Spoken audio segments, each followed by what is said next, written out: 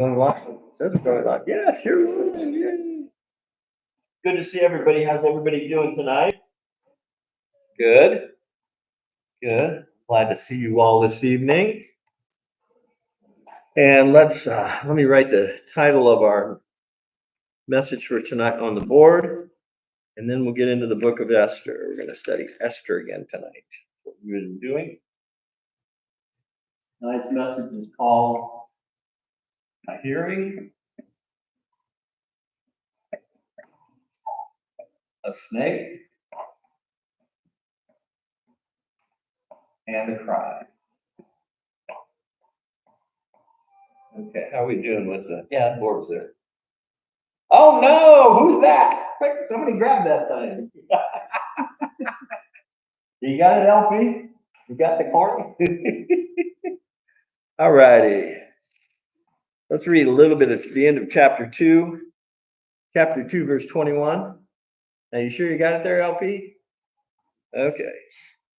Let's look at chapter 2 of Esther, verse 21. Let's read a little bit and we'll pray. Chapter 2, verse 21. In those days, while Mordecai sat at the king's gate, two of the king's eunuchs, Bigthan and Teresh, doorkeepers, became furious and sought to lay hands on King Ahasuerus, or King Xerxes. I'll go with Xerxes. So the matter became known to Mordecai, who told Queen Esther, and Esther informed the king in Mordecai's name. And when an inquiry was made into the matter, it was confirmed. Both were hanged on the gallows for their insurrection they were going to do. And it was written in the book of the Chronicles in the presence of the king. Let's pray. Father in heaven, thank you tonight for your word. Thank you for a time to be together as brothers and sisters. Lord, thank you that we have little ones with us. And just pray that you'll bless us, Lord. Pray that you'll speak to us, Lord, about this hearing. Pray that you'll speak to us about a snake and about a cry. Help us, Lord, to be prepared to meet the challenges of our life, the darkness in our life, the battles. Help us to make good decisions. Help me to make good decisions always, and my brothers and sisters also. In the name of Jesus, amen. So the first part of our message is about a hearing. And in the first few verses we read, you have the story of Mordecai, and he was sitting at the king's gate, and the king's gate was the kind of the front entrance to the palace place. And there was a couple of the eunuchs, Bigthan and Teresh, who were really important because they were doorkeepers. And what would it mean if they were doorkeepers? Okay. They had the ability to keep people. Yeah. They had, what's that? They were bouncers. They were the ancient bouncers. They had the power of keeping you in or keeping you out. They had some serious influence there. And so they could keep people out and do things they wanted to do or do the things the kings wanted to do. And so these guys got mad at the king and they were going to lay hands on him. And what does it mean that they were going to lay hands on him? They were going to do him bad. They were going to do him bad. Okay. They were going to probably do him in. And who knows what was going to happen after that. But who heard about it? Who had a hearing? Mordecai had a hearing. Mordecai has a hearing. And God has Mordecai in just the right place so that he has the hearing. And because he has the hearing, then with that information he heard, he goes to who? Esther. He goes to Esther. Queen Esther at this point. Mordecai goes to Queen Esther.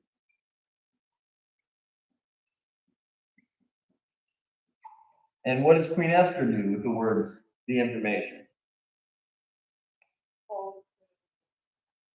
Told King Xerxes, protects King Xerxes in a sense, and also told him that someone heard this, and the person that heard it was who? Mordecai. And so then there was an inquiry made into the matter, and it's found out that Bigthan and Teresh had been furious with the king, and that we're going to lay hands on him at some point, use their power as doorkeepers to do that. And so they executed him, and is written in the book of the Chronicles in the presence of the king. That's the end of chapter 2, and it seems like that's where the matter ends. but it doesn't really, and we'll pick it up later. But what's happening then in chapter 3? So the first part of the message is really short, a hearing. The one who was involved in the hearing was who? Mordecai and Queen Esther. And then Queen Esther goes to King Xerxes, and they bring about protection for the king. And at the same time, where the hearing by Mordecai and Queen Esther protected the king, who else did it protect? The queen. Because it's oftentimes when the king would go, who else would go? The family, the king, the queen, and some of the little queens and kings and things like that. All right, so let's go to the next chapter. Then chapter 3, and chapter 3 is our next section. It says, after these things, King Xerxes promoted who? Haman. Haman promoted Haman. And who was Haman? What does it say about Haman? Does it say something about him? What's that? Yeah, that's a hard word to pronounce, huh? Amendatha, something like that. And he was a what? An Agite.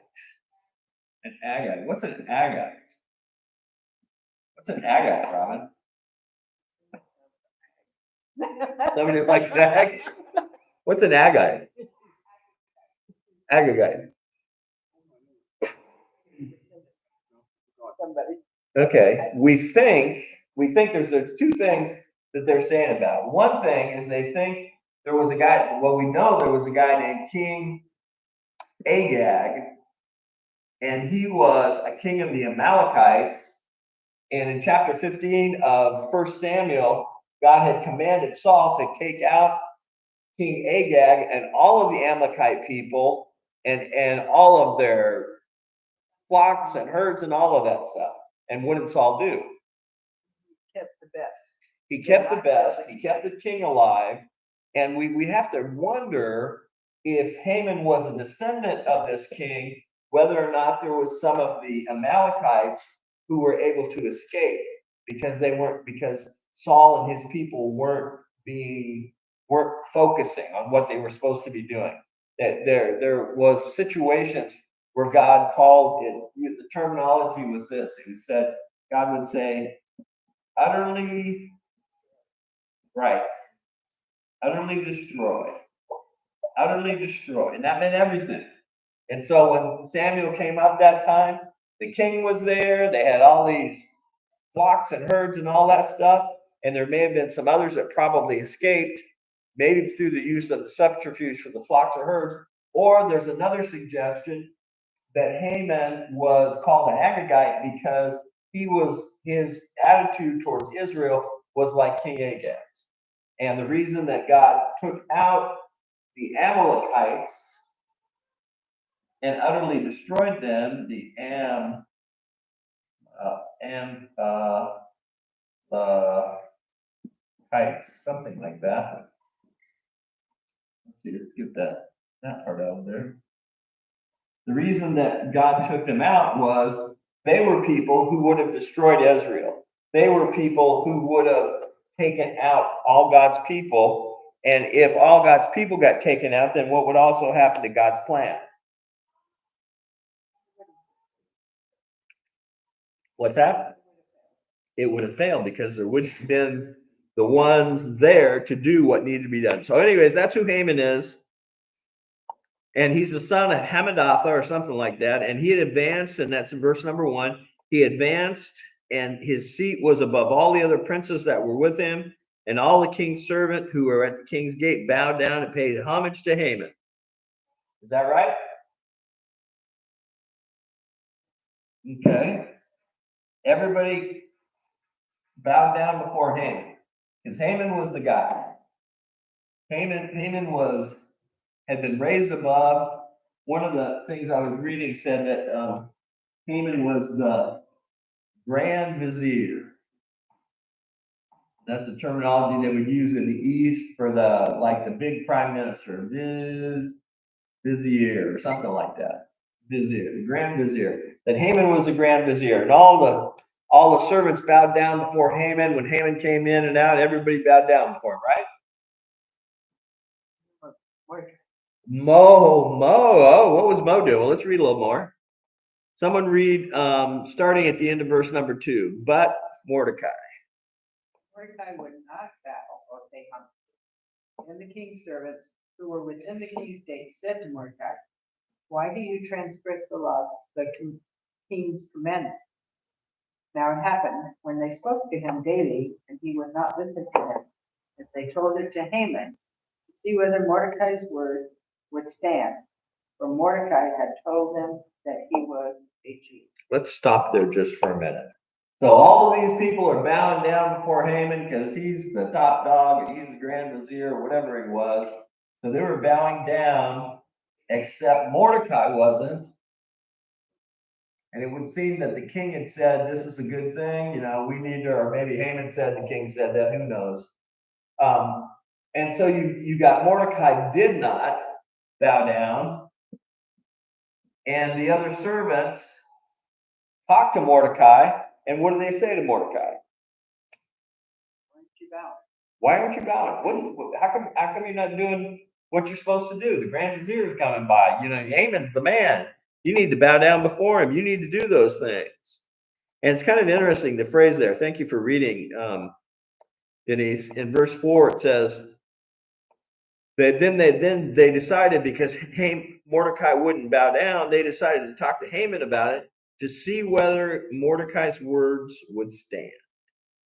To see whether Mordecai's words would stand. So what do you think that means? Anybody have any ideas?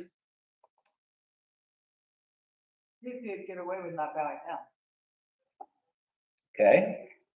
And he may have told him, I think part of the dialogue was that he was a Jew, and Jews don't bow down to other men. So I think that's probably part of it too. But the other servants kind of get in the middle of it. Before the other servants talk to Haman about it, we don't have any idea that Mordecai was on Haman's radar. But it's like these other servants want to kind of stir in the pot. What does it mean to stir the pot? What's that? Trouble. Cause trouble. So the other servants are causing trouble. And they told Haman about it, and they kind of got Haman going. And so Haman just takes care of Mordecai, right? Oh, he thinks he's going to. He does think he's going to. Let's keep reading. Denise, you want to read a little more? Yeah. When Haman saw that Mordecai did not bow or pay him homage, Haman was filled with wrath. But he disdained to lay hands on Mordecai alone, for they had told him of the people of Mordecai. Instead, Haman sought to destroy all the Jews who were throughout the whole kingdom of Xerxes, the people of Mordecai. The people of Mordecai. So you've got Haman, and everybody's bowing down to Haman, at least the other servants are. And, Mordecai's not, but things aren't bad there until the other servants start causing trouble. They want to see whether Mordecai's words are stand. They want to see whether Mordecai has any Jews. And then Haman decides to do what? Haman decides to do what? Well, he's going to try to destroy all of them. He's not satisfied with just Mordecai. Right. He wants to take out the Jews. Take out the Jews. That's part of the reason that some people think Haman being an Agagite may have been his connection to King Agag, because there would have been some prejudice and some desire to have revenge on the Jews, and maybe that was part of it. We don't know exactly for sure, but Haman was called the Agagite. And so the others caused trouble, and then it's not just that Mordecai is in trouble here, but Mordecai and his people, the Jews. They both have lots of troubles. They both have lots of struggles. Okay, the rest of the chapter tells about it. We're not going to spend a whole lot of time looking at the rest of the chapter because I want to get into the next chapter just a little bit.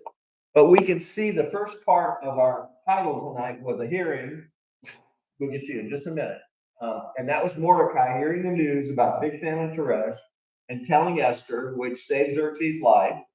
And then the second part of our our message tonight is about a snake. And who's the snake? Haman. Haman. Haman is the snake. Haman's the snake in the garden. Nora, did you have something? Maybe you went over it more. Do you know why Haman was honored by Xerxes? Good question. Good question. We don't. If you look down in verse number, It just says in verse 1 he was promoted. yeah, he was promoted. Let's see. What am I looking for? I'm looking for, okay. Oh, yeah. Verse 7, it says, in the first month, so the next part we're reading says, in the first month, which is the month of Nisan, in the 12th year of King Xerxes. So the 12th year of King Xerxes. So I was doing some figuring, and it looks like 478 would have been when the Queen's search was, and when Esther and Xerxes get together. Okay, and Xerxes started in 485 BC. So Xerxes and Esther get together. And what does it say in verse number 7? What year is this in Xerxes' reign? The 12th. So that would have taken it down to 473. So there's a 5-year period between Esther and Xerxes getting together. The Greek invasion was in 480. And so this happens after Xerxes comes back. He remembers Vashti. He doesn't have a queen. What she did, he couldn't have her again. He has a new queen. The new queen is Esther. That thing gets started. And then there's a 5-year period of time. Let's think about it. We don't know exactly what happened during that 5-year period of time between 78 and 73 that allowed Haman to be a really virile snake. Not just a snake, but a snake that kills. It's very poisonous. Because that's what he becomes. What could have happened? Could have been in the war. Could have been one of his main. He could have been. He could have been. He could have been. And what else? Anything else? Anybody think? After Xerxes marries Esther, one of the things that he would have sought to do is to guard his kingdom, to lift up his kingdom, maybe to go to another invasion, or maybe not. But anybody that would have stepped in the picture and would have built up Xerxes and would have helped him to do anything to make his kingdom stronger and kind of lift up his bruised ego, because this was a serious defeat in 480. That's my guess. That's my guess. The text says what? After these things, King Xerxes promoted Haman. What does the NIV say?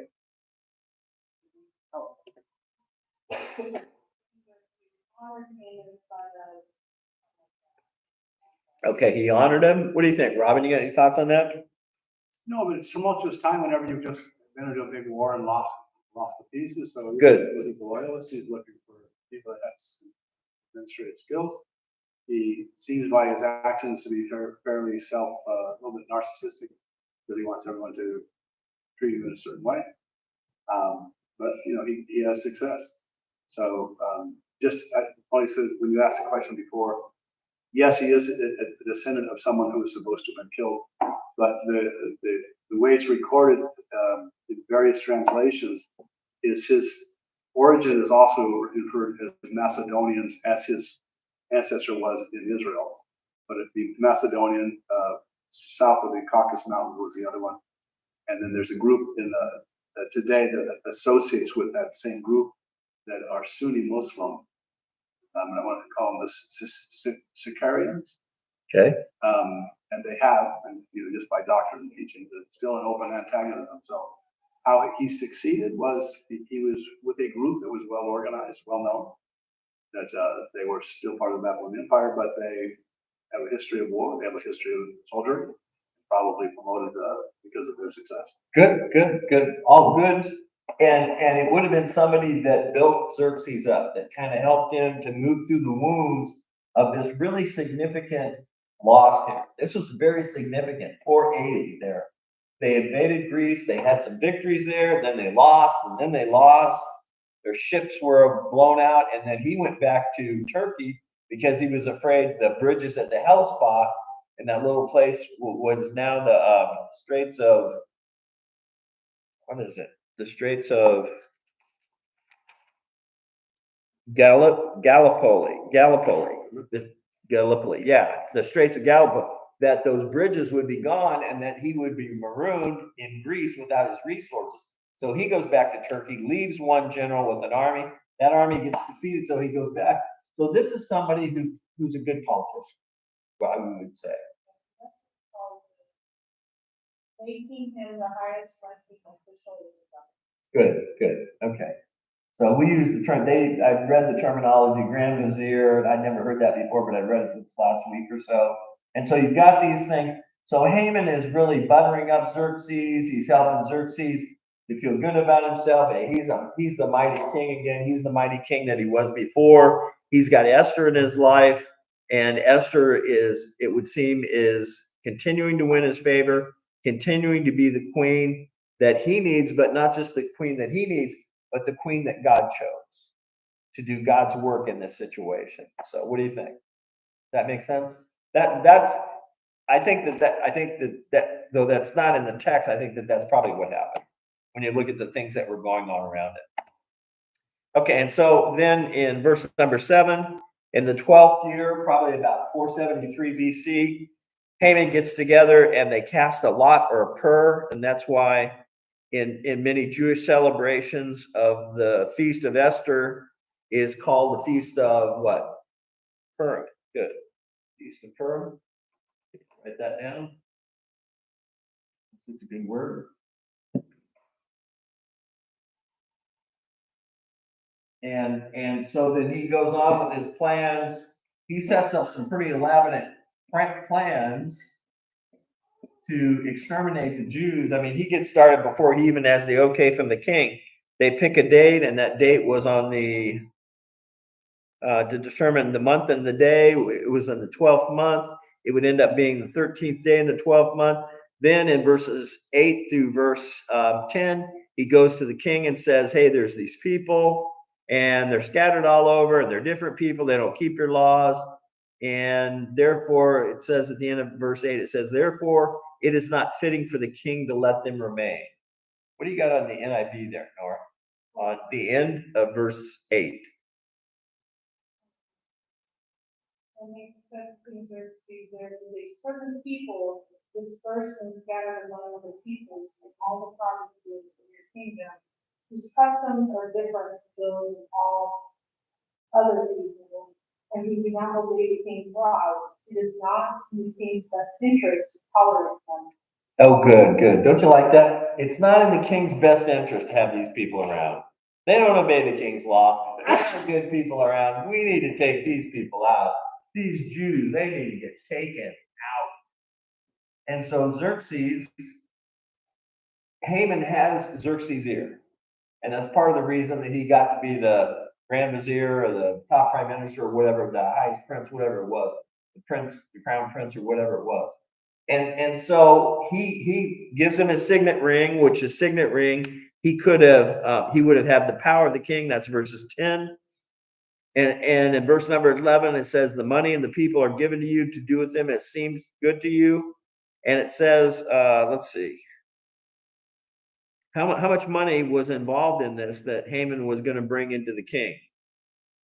Verse number 9.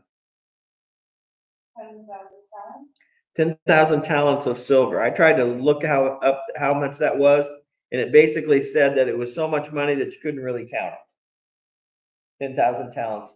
So in other words, he was going to, the king was already rich, but he was going to even more seriously enrich the king. So he's planned every part of this because Haman has got one focus, and his one focus is what? Kill the Jews. He gets a signet ring from the king. He sends the scribes out on the 13th day of what we would see as December, the 12th month. They send out letters, verse 13. We're skipping a few verses here. The letters were sent by couriers into all the king's provinces to destroy, to kill, and annihilate the Jews, both young and old. And so this is sent all over the kingdom. Verse 15, the couriers went out. They published it to all people, hastened by the king's command, and the decrees were proclaimed in Shushan and the citadel. And so then the king and Haman sat down to drink at the end of chapter 3, and the city of Shushan was perplexed, because my guess is that there was a number of Jews within. So Haman he's being the poisonous snake. He is the most poisonous snake at this point. But God has had a hearing, and God is going to use that hearing. And what's the next part of the last part of our message tonight was a hearing, a snake, and a cry. And what's the cry? What's the cry? Let's look at verse number 4. When Mordecai learned all that had happened, he tore his clothes, put on sackcloth and ashes, and went out in the midst of the city.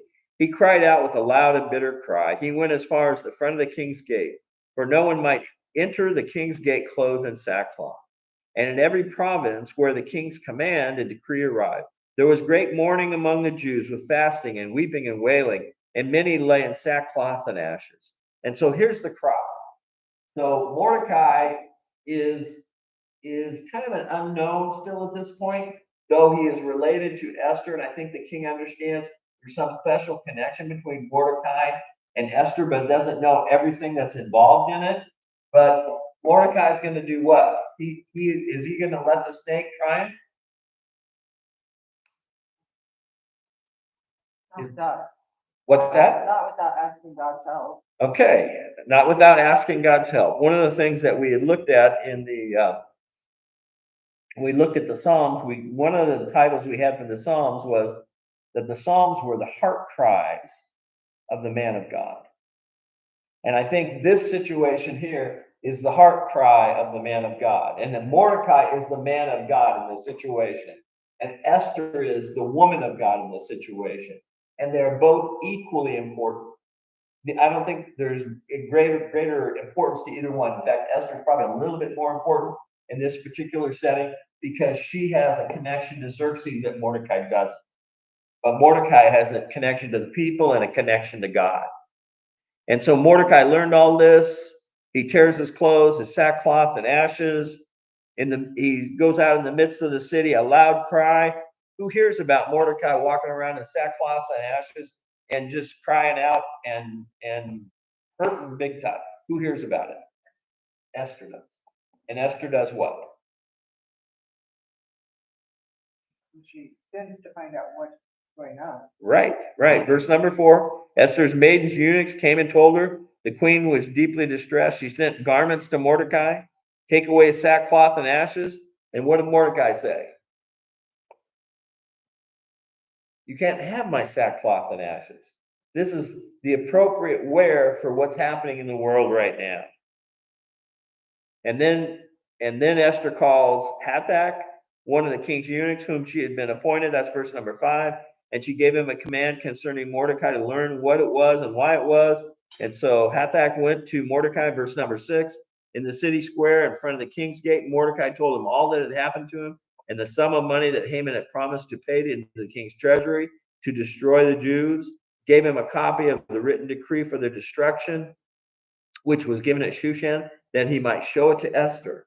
And so the money that Haman was putting into the situation was exceptionally significant. It was kind of the thing that sealed the deal. The king may not have given him the ability to do the things he did without this tremendous windfall of money that was coming in. And so Mordecai gives her this information because likely did Esther know of what was going on? She probably didn't, because she was in the palace. And she wasn't even, we don't even know whether she had any regular connections with the Jewish people, except Mordecai coming to see her and get information to her. And maybe she talked to Mordecai. And then finally, what we're going to finish up with tonight, verse number 8 and 9, Mordecai gave Hathach a copy of the written decree. And then he said, show it to Esther. That's the end of verse 8. Explain to her that, and Mordecai says that to tell her to go to the king and make supplication for him and plead before him for the people. And so Hatak returned and told Esther the words of Mordecai. So Mordecai cries in the street, and then he cries to this eunuch, and he sends a cry to Esther. Esther, this is what we got to do. Esther, this is what we got to do. And sometimes we need those people who are the godly people in our life, like Esther and like Mordecai, to speak to us and say, this is what we need to do. This is what we need to do. It's what happened. A lot of the people that were the abolitionists before the Civil War were out of Christian churches, were Christian people. And they were saying to others that this slavery thing we're doing, it's not right, and it's not godly, and it's not. And a lot of people in the South, there were people in the South that were using the Bible to say that slavery is right, slavery is good. And so you had that battle going on, but we needed those godly people speaking up, those godly people being prophets. And so the message we end up with tonight is there's a hearing. Mordecai does the right thing with what he hears. There's a snake, and in the garden of life, snake, the devil brings snakes. And Haman is the devil's snake. And then Mordecai cries out within the city. And because he's crying out within the city, that gets Esther connected to the situation. And it's really important. Now, she's not, at this point, ready to step up like Mordecai wants her to step up. And we'll get started on that on verse number 10 for next week. So we're stopping right there. We're going to do prayer requests. Any comments or thoughts as we finish up tonight's? I like the story of Esther because I feel like out of all of this,